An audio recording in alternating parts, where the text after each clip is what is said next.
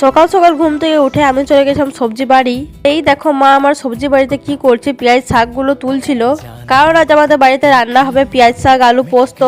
আর এই দেখো আমাদের বাড়িতে কত কিছু সবজি লাগানো হয়েছে। এইটা ভিডিও বানাতে বানাতে আমি দেখছি একটা প্রজাপতি সুন্দর মতো বসছিল।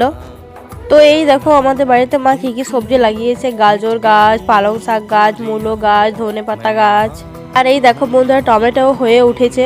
তারপর মা এখানে পেঁপে পেয়ে নিয়েছিল, সেগুলো জল দিয়ে ধুচ্ছিল। সবজি বাড়িটা ঢুকতে এই দেখো একটা কত সুন্দর ফুল গাছ আছে, আর ফুল গাছটার মধ্যে অনেক ফুল ফুটেছে, দেখতে অনেক বেশি অসাধারণ লাগছিল। তারপর ফুল গাছটা থেকে আমি একটা ফুল তুলে নিয়েছিলাম। মা বললো পুজো দিব, তার জন্য ফুল তুলতে হবে, তাই একটা ফুল তুললাম, আর সেই ফুলটাই আমি কানে গুঁজে নিয়েছিলাম, বেশ ভালো লাগছিল। তারপর এই দেখো মা আমার কতগুলো সবজি তুলেছে, পেঁপে ধনেপাতা পেঁয়াজ শাক, আর ওই ফুলটাও ডোলটার মধ্যে আমি দিয়ে দিয়েছিলাম।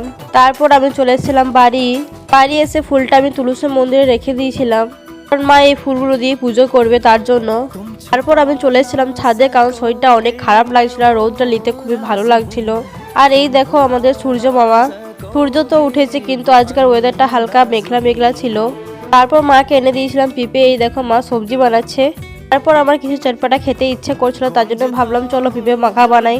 বন্ধুরা এই ভিডিওটা এই পর্যন্ত, ভালো লাগলে লাইক কমেন্ট শেয়ার আর সাবস্ক্রাইব করতে ভুলবেন না। টাটা।